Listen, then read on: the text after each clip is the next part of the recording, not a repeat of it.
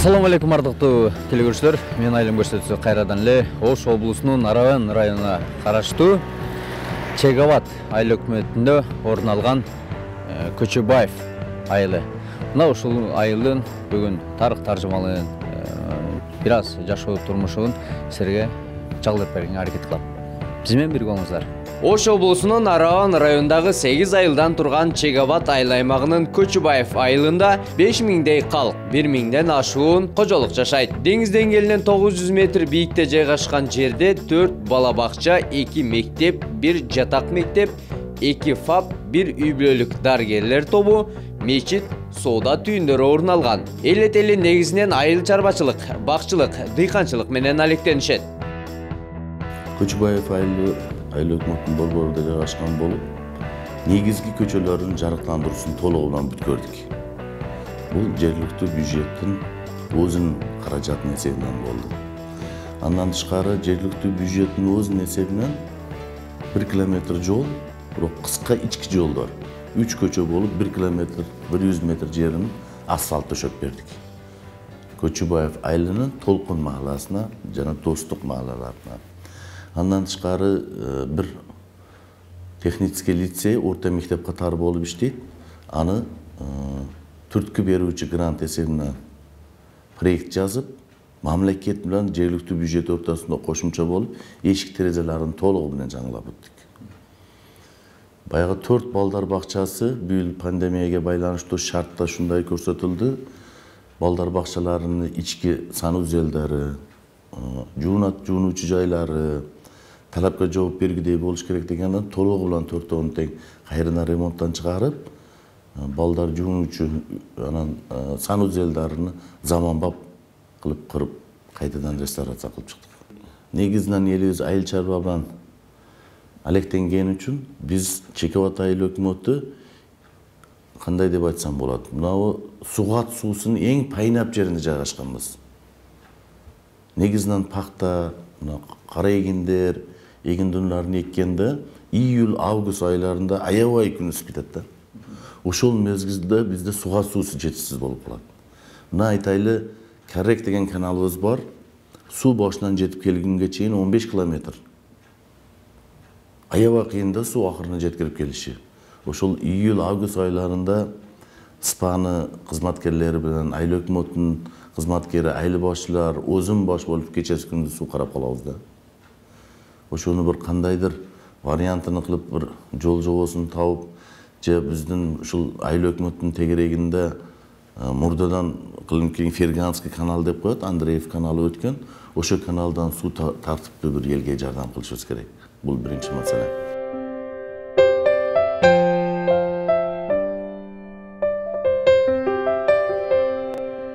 Малика апа, амансызбы? Рахмат, өзүңөр. Мына ушул Көчөбаев айылы жөнүндө айтып берсеңиз, бул кантип аталып калган, кайсы жылдары коюлуп калган, бул улуу инсандын атына да? Көчөбаев деп калышына себеп, Көчөбаев деген бир Көчөбаев Тойчу Тагайевич деген колхоздун төрагасы болгон. Ушу элге көп кызматы сиңген, жаштарды, элдин, колхоздун өндүрүштөрүн жакшы жолго койгон, эл менен жакшы иштеген, эл эң жакшы көргөн адам болгон. Бул адам Көчөбаев Тойчу Тагайевич 1922 жылдын 22 мартында ушу Чегават айылында төрөлгөн. Ал согуш мезгилинде согушка барган 40-46 жылдары, 46 жылы кайра келип, ошо 46 жылы колхоздо эсепчи болуп ишин эмгек жолун баштаган. Мурда эми бул тарыхта эми. Мурда ушу Чегават айыл өкмөтүндө эле 3-4 колхоз болгон. Толкун колхозу, Кызырабад, Пактачы деп эле колхоз көп болгон. Ал 1950 жылы, 1947 жылы Кызырабад колхозу болгон. Ошо колхозду төрагалык кылган. Анан кийин 1950 жылы баягы колхоздорду бириктирип, Жданов атындагы колхоз болгон. Тойчу Тагаевич ошо колхозду 1974 жылга чейин башкарган. Бул адам кандай десем болот? Элди сүйгөн, элге кызмат кылган, элдин көйгөйүн ар дайым уккан адам болгон. Ошондуктан ол колхозда негизи ошо мезгилде колхозда негизи пахта эгилет эле. Пахтанын тушумдуулугун жогорулатуу боюнча кандай кылса элдин турмушу оңолот, кандай кылса айылдын маданияты өнүгөт. Ошолор боюнча көп жакшылык иштерди кылган. 1963 жылдан 66 жылга чейин ол Кыргыз Республикасынын Жогорку Кеңешинин депутаты жана Кыргыз Республикасынын Жогорку Кеңешинин президиум мүчөсү болгон. Мурда президиум болчу эле. Кийин 1965 жылы мурда ошо республика боюнча социалдык мелдештер болчу эле, өрүктөр иштенбей болчу. Ол пахта боюнча ошо мелдешке катышып 45-50 центнерден тушум алып, баягы көчмө кызыл туусун жеңип алганда, бул тууну ал ошо 65 жылдан 72 жылга чейин кармап турган. Ошонон кийин ага 1965 же 66 жылы ага социалист эмгектин баатыры деген нам берген, ыйгарган. Ал мындан тышкары бул 4 жолу эмгек кызыл туусу орденин алган, ВДНХнын алтын медалын алган. Кыскасы 1970 жылы ондай СССР бар эле. СССР Жогорку Кеңешинин 8-чакырылышынын депутаты болгон. Болуп медал немелери бул согушта катышкандагы медалдары өтө эле көп болгон. Себеби ошону үзүрлүү эмгеги үчүн, ошону кылган кызматы үчүн берилген нам деп билем да мен. Азыркы мезгилде ошону эмгегин баалап элибиз ошо Тойчу Тагаевичтин урматына ошону атын түбөлүккө калтырыш үчүн 1983 жылдын 17 октябрында Кыргыз Республикасынын Жогорку Кеңешинин 52-58 токтому менен Чегават айылы Көчүбаев айыл болуп ыйгарылган.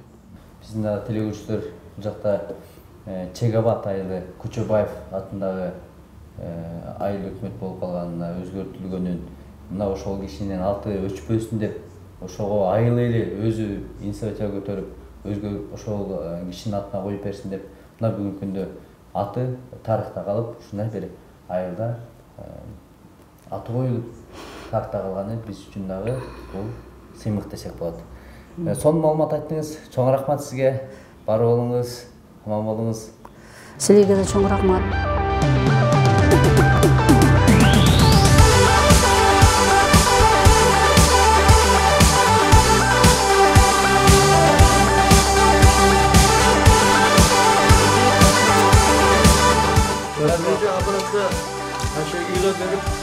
O'zi normalni o'rgangan bu yoqqa olib, beta bir kishi mushlab, o'ziga qanday xamir kerak bo'lsa, qattiq yumshoqni o'ziga keltirib oladi. Shuning uchun bu yoqqa tashlab, beta mushlanib, ana qanday non chiqarishga ana xamir tayyorlaydi. Xamir qattiq, anan o'ta yumshoq bo'lib qolsa da bo'lmaydi-da. Unda bo'lmaydi-da, buni suvda o'lchonib, barini qarab qo'yadi-da. Shunday ekan bu yerda qolganini mana shu yerda uylab, mana shu yerda normalni bo'ladi. O'zi qanday ham mana shu yerda turadi, mana shu mehnat qiladi. Xamirni qattiq yumshoqligini tanlab olgandan keyin betga olib grammini kesib taroziga qo'yib tortib, zo'la bosishni tayyorlaydi. Zo'laga tanlab o'tadi. Bu yerdan bardigi bir o'lchamda bo'lish kerak. Bir o'lchamda bo'lish kerak. Bir o'lchamda bo'lish kerak. O'shunda qancha grammdan bo'ladi? 310 grammdan tortadi hozir. Shu kunda. Non o'rtacha, bu o'rtacha. Nonni hozir chiqqanda ko'rasiz, qanday chiqqanini hozir ko'rsatadi, Zo'ladan keyingisi qaysi etap bo'ladi? Hozir buni kesgandan keyin mana xamirlarni betga qo'yadi. Ozmoz vaqt turadi-da. Tarazaga o'lchangandan keyin zo'la qilishadi ekan. Zo'la qilishadi. Бүгүнкү күнү өзүңүз кылбай калыпсыз да. Бүгүнкү күндө şu балдар katta болуп, işimizden aldın az kıyımız, kengeygendен keyin adam gerek oldu da. Şu ballarga үйrөтүп, endi bulardan köpçülük bolup, men hazır köçöde alıp barıp berip, bularga kamçılıktan toğlap, aşı işler kılıp jatamın da. Bular endi kolunu işimden alıştı da bular da bari. Уулдарыңыз, Ha, oğullarım alıştı. Демек, булар ичкерide, siz sırtта Men hazır şunu deyip kaldı. el aralap, ayılda. Lekin aşı adam kerek bolsa işkeren pil götürüyoruz. Демек, бул жерде зола tutulgandan keyin nan dayar болот, ha? Zola- Söylesem олар dayar болгон окшойт. Zora tutulgandan keyin bette 20 minut vaqt şingip durат. Ne keyin şunday sırları var da bunda. Ne olmasam vaqtni orada qarab olsangiz undan жақсы çıkıyor. Ушундай сырларынан бөлүшсөңүз да. Şunday sırları var ha. Endi har bir işin o'zi sir bo'lar ekan da. Borgan sari ko'p qancha biteshlik qilsangiz aşı daraxt bir joyda ko'karadi degandek, sabr qanoat qilib shu ishni odamlarni yaxshi ko'rib, odamlarga xizmat qilaman deb qilsangiz, mana shu ishingiz borgan sari chiroyli bo'lib boradi. Ne odamlar nondan chaqirishadi. Ошол ишти жүрөктөн кылыш керек. Yürekten qilish kerak. Alloh uchun qilish kerak da. Булар менимче тандырга дайыр болуп калган окшойт. Bular tandırga tayyor bo'lgan, bitta nariga tandırga tashlab beradi, javot non tayyor bo'ladi. Ne bilsa. Анда бир ошо тандырдын жанына барбайлыбы, кандай дейсиз, а? Mayli, yürgüle. Yürgüle. Baraylik, köreylik. Аксакал, бул тандыр чоңго канча нан батат? Bu tandırga 60 nan batadi. Tayyor bo'lgan nonlarni mashita jopib, mashitadan non pishiramiz. Бир жапканда 60 нан даяр болот. Bir japganda 60 non jopiladi. Ошондо бир күндө канча нан чыгарасыздар да? Endi bir kunda shu yabadan surashiga qarab chiqaramiz da. Zakatlarga qarab chiqaramiz da. Qaysi magazin buncha non desa shunga qarab kech kunda aytib qo'yadi da, shuni jop chiqarib beramiz. Демек, даяр болгон нандарды бул айылдагы дүкөндөргө таркатасыз, э? Dükkandorga beramiz, ellerge bitin olib ketishadi, to'ylarga, maraka motoga zakaz qilishadi. Ular uyga yetkazib beramiz. Shu nonni aytib adreslatib qo'ysa bo'ldi. Адрес айтып койсоң. Adreslatib qo'ysa bo'ldi. Endi shu xizmat qilayin deb. Ооба, эми жана сырлар деп калдыңыз, бул тандырга жабуунун сырларын, чок кандай болуш керек, нанды кантип жабыш керек? Ошонун сырларын айтсаңыз, мына биздин төлөгүчүлөр Bu savolunuz o'rinli bo'ldi. Bu non jopishda nonning sirlari birinchi unni tanlab olamiz. Unni tanlab olamiz. Ikkinchi ko'mirni tanlab olamiz. Кандай көмүр болуш керек? Ko'mir suruktanın ko'miri o'zi ko'rsak taniydigan bo'lib qoldik. Bir xil ko'mirni solsangiz tuta bergan degan non tashlab beradi-da. O'tni ham ko'p qattiq yoqmaymiz da. Sekinroq yoqib ko'p vaqt ketadi, ko'p ko'mir ketadi, lekin noningiz yaxshi chiqsa shu foyda beradi. Buni mana o'g'lim Xolmurod 5-6 yil chiqyapmiz. Ancha qo'llari kelib qoldi. Odamlar ham ancha rozi bo'lib qoldi bizdan. Уулуңуз ата кесибин тандаптыр да, э? Shunday, ha, kam bo'lsin. Shunday sirlari bor-da. Sabr kerak. Albatta sabr qilib shu mehr bilan qilasiz chiqadi. Albatta mehr bermasangiz boshqa ish qiladi. Bildirib qo'yadi mehr japanda. Эгер уруксат берсеңиз, тандырга баш багып мындай көрсөм болобу, э? Mayli, bemalol. Ого, мынакей. Соңу тизмектеп жаап койсуз го. Канча убакта даяр болуп бышып калат эми бул? 10 минутта. 10 минут, э? Үзүп көрсөк болобу, э? Бышканда, э? Ha, pishsin, mayli. Алыш болуп кетейин. Yaxshi da.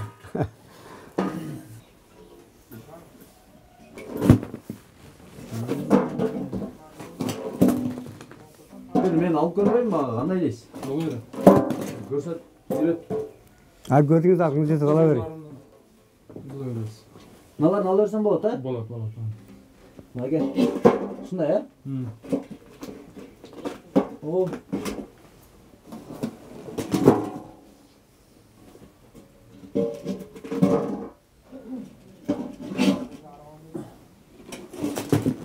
Бышып калгандарым? O'zini tushib qarang ana. Yo'q, ko'rmay turibman. Ko'rmasa, ashuni berganman, bo'ldi. Kuyib ketmasin.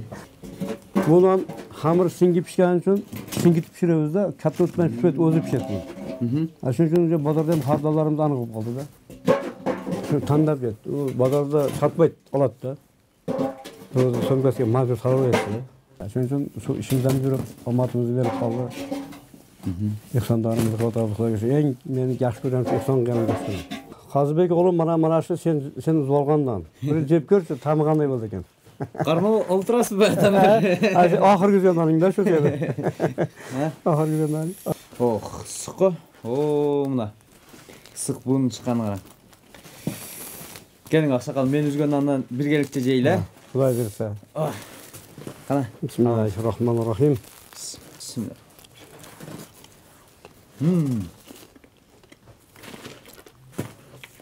Başqaça oğlum. Bir nerse qo'shasa o'xshaysiz, ha? Bu sırada onu aytib qo'ysak biz ish qo'ya qoladi. Boshqa yerda da sirni aytmay ketadi. Esdan chiqib qolibmi? Ashga so'ragan yaxshi-da. Son. Naka. Hayırlı жүрүп, ысыкнан жеп, тандырдын башынан. Ава менен коштошайын деп атам. Мен да барайын эми. Рахмат сизге. Ana kelgila. Doim xizmatga tayyormiz. So'qsanga aytgandan javob beramiz. Boshqalarga aytqilar. Biz tayyormiz doim. Сәлсә. Xursand bo'lamiz. Мен алып кеттим. Ассаламу алейкум. Ассаламу алейкум. Кандайсыз? Yaxshimi? Саңызбы? Мақұт аға. Азыр бул нени жасап атасыз? Мен түшүнбөй атам да бул. Bu elge banni peç bu. Banege. Баняга. Banege peç. Мен Bunlarda su idişi boladı 70 litrelik. Su idiş koyuladı. Atsinkovga listan kılınады. Taza boladı. Şundaki. Ha, bu yerde 70 болобу? 50 lis boladı. 70 litre su batады. Şunga. O şimdi. Отту кайсыл жагынан салат ошондо? Mine yaktan bir yerde pesko blok var. Sırttan ot jakıladı. O şimdi bu yerde kamen koyuladı. Yana bu yerdeki morası boladı. O şimdi yüzlük turbadan mora koyuladı. Ага эми ушу мончо мештерге кардар кандай келип атат бул айылда? Sezon payt boladı. Keç kuzda köprek zakaz boladı bizde. 10-15'te şunday zakaz çıkarabız. Jana Айына же күнүнө? ayna. 10-15'te zakaz boladı. Жакшы. Мындан сырткары дагы кандай жумуштарды кыласыз? Yana biz samarladık çıkarabız. Самор, э? Samar. Keyin ikkita uyda arasıga peçke çıkarabız. Katta peçke boladı. İkkita uyda sразу ısıtadı. Yana o şunday çıkarılады. Üçte komnataga maqsangan parava отопление peçi bu.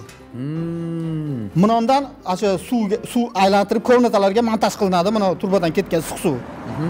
Обратка o'ziga keladi. Shu duvaynoy buni jonlarda ham suv bo'ladi. Suvda parava отопление ishlaydi. Mana duvaynoy menda suv. Mayerga yana turbalar qo'yilgan. Shunday parava отопление pechka bu. Bizga elga shu удобныйda. O't yongandan keyin tomoq tayyorlamasa невыгодный bo'lib qoladi. Отдельный котельный xona qilsa bu qishloq joyga bo'lmaydi. O'shuning uchun biz ovqatni ham tomoqni ham shunda tayyorlaydigan qilib moslaganmiz. Жакшы. Ага эми ушул темир устачылык менен качандан бери алектенип келатсыз да кызыгы? Men bunga 25 yil minimum bo'ldi. 25 yildan beri shu ishni qilaman. Бул жерде жумушчулар көрүнбөй атат. Өзүңүз эле иштейсизби? Bir sherigim bor yana iki kishi ish qilamiz постоянно. Айылдын ошо темирчилик, ошо темир иштерине муктаждыгын бүт баарын жоюп турат экенсиз да? Aha, o'shunday. Kelgan zakazды qaytarish yo'q. Hammasini ishlab chiqaramiz. Азыр бизде бул жакта телевизиялар да көрүп атат. Жана жумушка кайтсак, мына ушул ширетүү ишиндеги бир сырларын айтып берсеңиз, кантип ширетиш керек? Эми бизде жаңы үйрөнүп аткан ширетүүчүлөр да көрүп калса, ошолорго бир пайда болсун. Кандай кылып ширетиш керек да? Sekreti endi bu qanday materialga qarab svarka qilasan da. Yupqaroq bo'lsa, to'kni ozroq berasan. Qalin materialga qo'rqmay kuchli svarka berib, svarka qilinadi-da. Bugungi kunda bolalar kelib үйрөнүп атабы сизден? Ha, o'rganishadi. Bu yerda uchilishamiz bor. U yoqdan bolalar keladi. Biz ularga o'rgatamiz. O'rganib ketishadi shu yerda, praktik qilishadi. Сварка жакшы берилиш керек да мунулар, э? Ha. Bu o'tga kuchli qalinroq quyiladi-da. Shok qalin quyilish kerak. Мулар калың экен, э? Lis o'zi ham qalin bo'ladi. Bu 4tik lis qalin. Жакшы. Жакшы, Азамат, кана тоскоолу болбойн, жумушуңузду кылыңыз.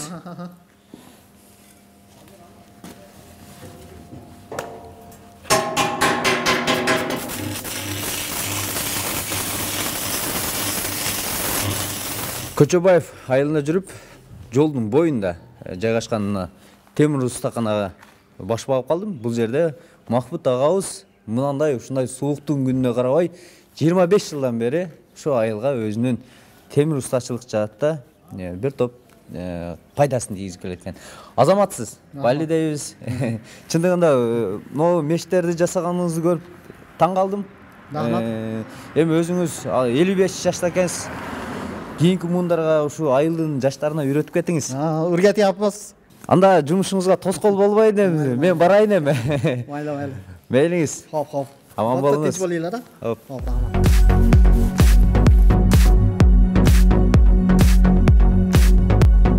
Ушундай эште даяр болот экен ушунда. МДФ дедиңиз, а? Бул МДФ. Мына материалдан ушундай МДФ эшиктер чыгат Артурду. Яктар да бар. Жана заводдон даярдалгандай эле болуп калат экен да. Ошондой почти. Бул айылда Көчөбаев айылында жүрүп, өзгөчө бул жакта жыгач уста бир топ тобу менен иштеген агаларга жолугуп калдым. Мына артында көрүп атасыздар. Жыгач иштерди. Аябай сонун кадимки эле заводдон чыккандай кылып даярдап коюшат экен. Ага эми ушул жыгач устачылык жөнүндө маек кылалы, эшик дерезе боюнча. Эми биз бүтүшүн көрсөтүп койдук, эми башталышын көрсөтүң эми. Майы. Каягында? Içeri gireriz onda. Қазыбек өзі негізгі іш жерден башталады. Бұл сасына қарағай жығач бұлар.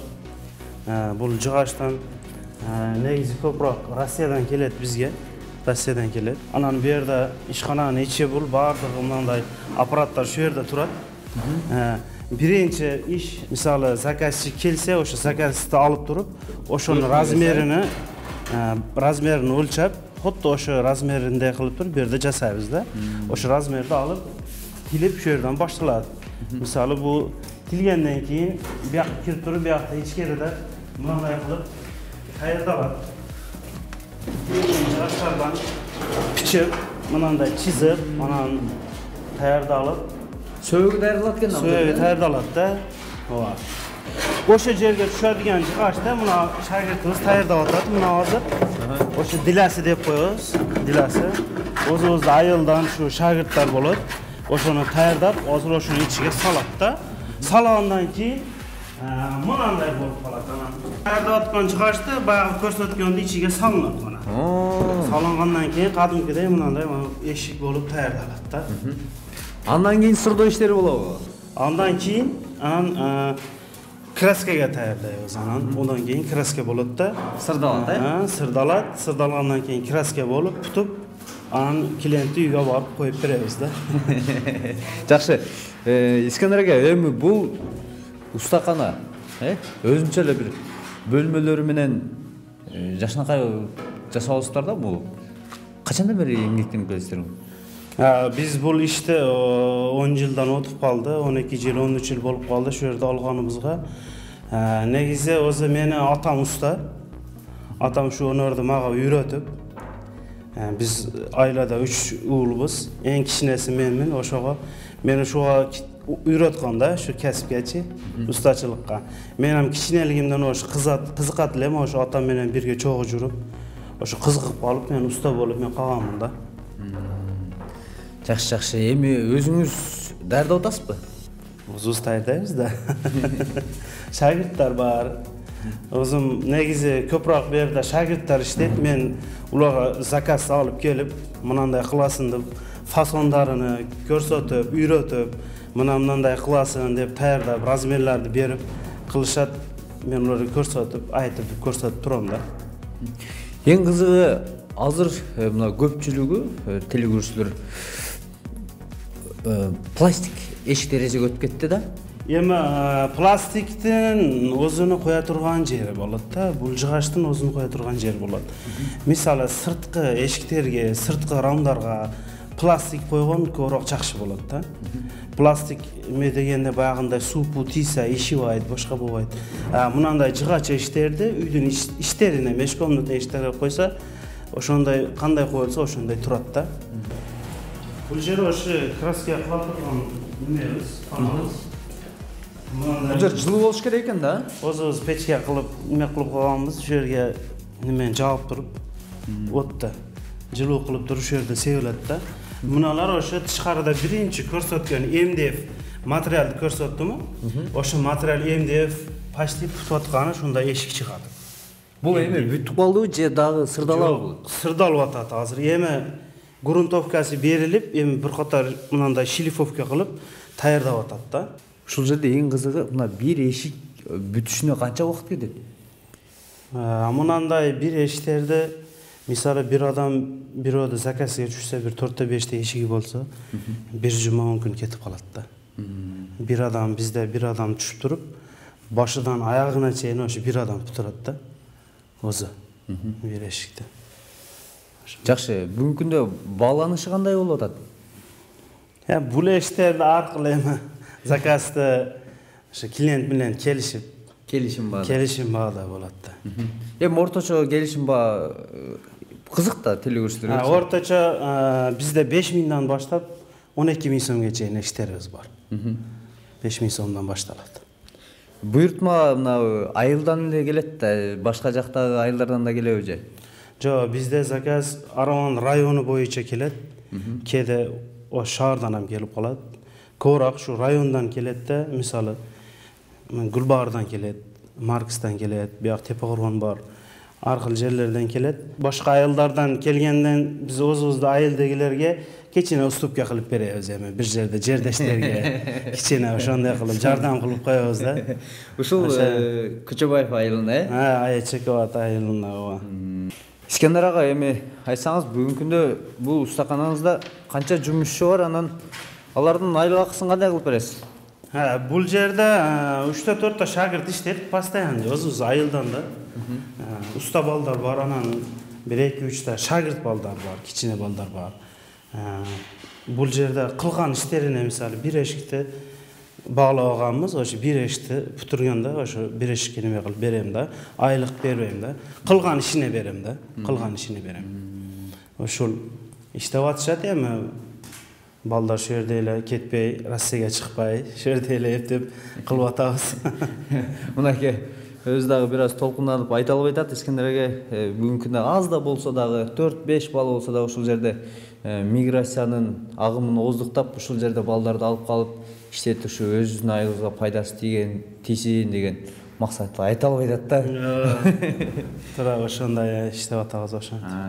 Жакшы. Эми алда кандай максатта пландар болуп атат эми? Эми алда пландар эми барган сайын ушул эшиктерди иланчы барынча клиенттерге сапаттуу кылып чыгарыш, анан арзаныраак кылып чыгарыш, коюп бергенде көбүрөөк бир 5 жыл, 10 жыл, 20 жыл маза кылып иштете турган кылып, как фабричныйге окшотуп чыгарыш да эми ушул ошондой пландар. Сонун ойлогон ой максат пландарыңызга жетишиңизге тилектешпиз. Эми бизге уруксат бериңиз, эми биз да баралы эми. Баптыр.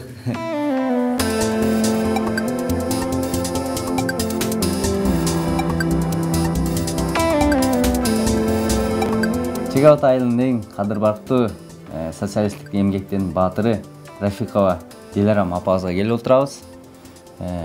Чындыгында совет доорунда мына ушундай баатырлык наамга жетиш, эмгектин баатыры болуш бул чоң бир эмгекти талап кылган да. Албетте азыр сиздерге апабыз менен сонун маек кылып апа мындай көрүп атасыздар, күлүп жайнап күлүп иштеп отурат. Апа эми ошол мезгилдеги бир жакшы бир окуядан баштап бербейсизби? Бир пактачылыктан. Мейли, баштап берейин. Мен биринчи 60-жылы эле келип, али Жалал-Абадта 6 айлык курс болчу. Ошондо окуп келип, Аравандан 6 аял барганбыз ошол жерге. 6 ай окуганбыз, 6-быз. 6 ай окуп келип эле машина мингенбиз да. Башкаларга андай сменчик кылып, башка кылып берген. Мага бир марта эле сменчик кылып берип, али Абдулла аканы 8-бригадда. Abdulla akan smetchi qilib berib, ana men o'zimcha chaqan bo'lib eplab ketsam, ana smetchini olib meni o'zimga berganda. Hali O'zbekiston 4 qatorli mashina bor bo'ldi o'shanda. O'sha bilan paxta terganmiz-da. Birinchi terganim 104 tonna terganman bir sezonda. 104 tonna. Ana keyingi yillardan keyin asta qo'shilib 200 tonna, 300 tonna, 350, 360 tonnagacha yetkazganman bir sezonda endi bu. Shunday qilib paxta terib, anam tanildim-da lekin elga, yurtga, Qirg'izistonimga tanilib, anam o'shalar meni представление berib, boshqa qilib, anam 70-yili 4-aprelda anam menga geroylik kelganda, biznikilar съездga borgan Moskvaga. O'sha yerdan звонок qilishgan. Dilaram suyunchi ber, geroy bo'lding deb. Biz barcha suyunchini tayyorlab qo'y deb. Ana Samaka degan bizda buxgalter yigit bor edi. O'sha ham zvont etdi. Ey Dilaram eshitdingmi? Radioda aytdi, sen geroy bo'libsan deb. O'shanday qilib chiris qilib eshitganman o'shanda. Ana keyin Bishkekka kelib qulatib rahmalik. O'shandan keyin Bishkekda topshirgan bizga 14 kishi. Geroylik topshirgan Qirg'izistonda 14 kishi. O'sha gazetada suratlari bor. Paxtachilik hozir bugungi kunda dele aябай түшүктүү иште. Да. Эми ал учурда аябай көп эгилген. Анда эми мен өзүм мени биргеден өзү 100 гектар экетелейди. 100 гектар көп да. O'sha hozir endi 20 sotik, joy ko'p bo'lsa 1 gektar, 50 sotik o'shanda egib atishadi. O mashina ham jura olmaydi ag'a. O'sha 100 gektar yer, cho'ng yer, keng yer, o'sha yerga samolyotda dorani sepib, jalvarag'ini tushirib, ananneki mashina bilan tergan tushatilaydi. Povurlarim maga alindaqa temir chaynak bo'ladi, o'shaga choy paydamlab, nampan qilib, mayda-chuyda qilib, o'sha shaqim keladi. Terayotgan yerimga olib borib, o'sha yerda ichirishib keladi meni. Talanın başından ele talanın başı deyil. Da. Traktorda aydap. O'shanday bo'ladi. Anan kechasi ham rosa bir xilda mashina g'ir yuraversa, uyqum kelib ketadi. Mashinani shart to'xtatib, haligi G'o'zapoyani tepasiga hali plashatka qilamiz, mashina burilib turgan yerda o'rib qo'yamiz-da. O'sha yerga to'xtatib bilan hali G'o'zapoyani tepasiga prosta mashinada qilib turib bir pas uxlab qolardim. Bir soat uxlab anan turib betterimga G'o'zapoyalar, nimalar, chanaqlar kirib. Ja bir qiziq istoriyalar bo'lardi degan. O'shanday.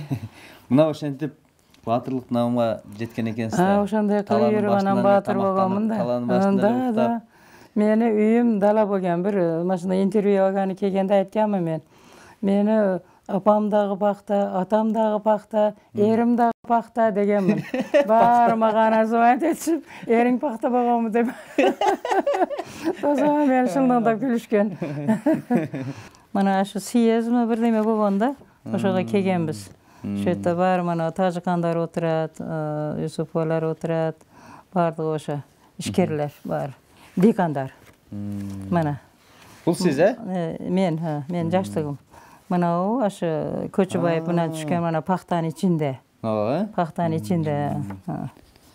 Paxtaning ichida. Paxta ayoy sonun bo'ldi. Ayoy sonun bo'ladi. Bu paytdagi paxtani ko'rsang shunday. Nake, Dilaram apamiz yoshligida ayoy sulu.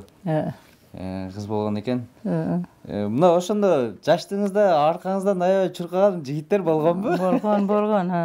Yigitlar churqab bilan yuradilar doimilar. O'sha maga teyer ekan deydi, haligi opalarini boshqarmaga kirgizadilar opalari. Shu Dilaramni maga olib bergilar deb. Ananne keyin o'sha Dilaramni olib beraylik deb nima qilib opalari rais boshqarmamizga kirib, boshqarmamiz o'sha Dilaramni olayin deb atadi. Ne qilasiz?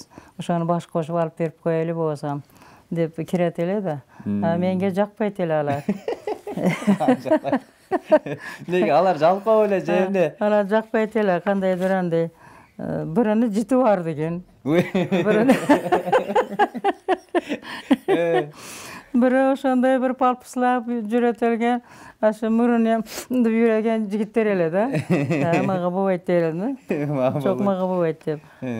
O'shanday qilib u yigitlarga ham chiqmay, barini meni jomon ko'rishib, bizga tiyadi deb. Burdunu көтөрдү деп ошондой детелер да. Эмне болду эми сиздин 70-жылы алган, 70-жылы алганмын. Бул чисто нема да? Алтын, Керел алтына, Оракова балгасы деп ана ортодо ошонун сураты бар. Эмгектин баатыры деген номеру бар бу жерде. Кенишкеси ham бар, жоголбойт да. Жоголсо ham табылат. Муну жеңилдетип коюшуп да немелер. Муну жеңилдетип, мен чоң-чоң ордерлардыкин тагып койдум. Болбосо мындай немелер таксам абдан оор болуп кетет да, оор болуп кетет. Экөө биягы толтура болуп кетет. Сүрөттө. Ошон үчүн bir jaka barsam ham haligi endi o'sha mashalarni эле takip olaman. Значит, mana ular bo'lgandan keyin boshqa maydalari bor-da deydi odamlar, tushunadi. Tushunadi. Muna orqadagi surat bul kim bo'ldi endi? Bu otam. Meni otam, men 40-yili tug'ilganman-da. Otam 41-yili men 1 yoshga kirib bitta-ikkita bosib jig'ilayotgan yerimda otamni urushga olib ketgan. Haligi qilich ko'tarib turgan otam ekan so'g'ishga olib ketgan, ha. Hali qilich ko'tarib turgan Mamayev qurgan deganni ko'rsatadi-ku kinolarda, jurnalda. O'sha как раз Mamayev qurganga borganda otam. Stalingrad deydilar unda, hozir Volgograd deb atadi. Uni nimasini ham joniga osib qo'ydim ele Volgograd deb. O'sha yerdan lekin otam 1 yildan keyin 10-oktyabr kuni o'sha yerda qurman bo'ldi-da. Apa эми азыр эми жашыңыз 80-де десеңиз 80ден өттүңүз. 80 жарым, ha. 80ден өттүм. Азыркы мына бизде келиндер көрүп отурат, жаш кыздар көрүп отурат. Мына ошо өзүңүздүн бир аялдык кеңешиңизди айтып кетпешпи эми? Эле. Иш кылгыла деп. Аялдык кеңешим менде азыркы жаштарга şu emgekti qila bergila, emgekti qilgila, emgek odamni jashартат. Quvvatli qiladi, kuchli qiladi. Mana shu emgek qilsanglar, o'zinglar ham o'rvaysinglar. Kuchli, quvvatli bo'lib, qarsillab, gursillab jurasinglar. Erkaklardek bo'lib, o'shanday bo'lib jurasinglar. Hech ham emgekdan qo'rqmag'ila. Emgek qila bergila. Men dag'i o'sha emgek bilan cho'ng'ayganman-da. Ham emgek bilan obro'y topdim. Ham kuch-quvvat toptadim. Hozir ancha-muncha erkaklar bilan kurashib jig'itib qo'yaman.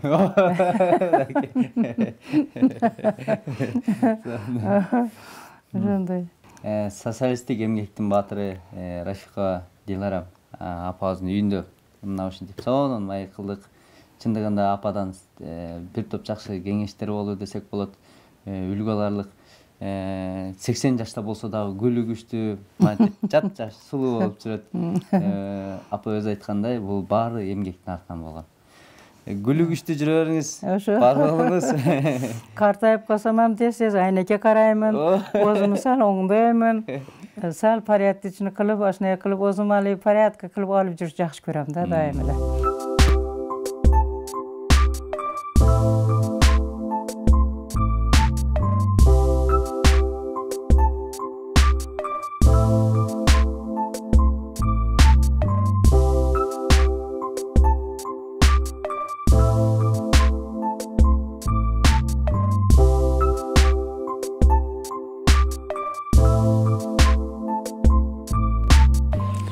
Көрдүңүздөр, бүгүн мына ушул айылда болуп, өзгөчө инсандарды сиздерге чалдырып бергенге аракет жасадым.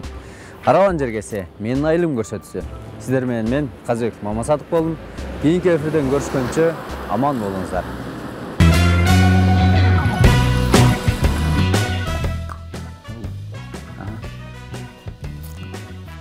Башына дейбирчи. Сен кайра баштан деп атасың, да?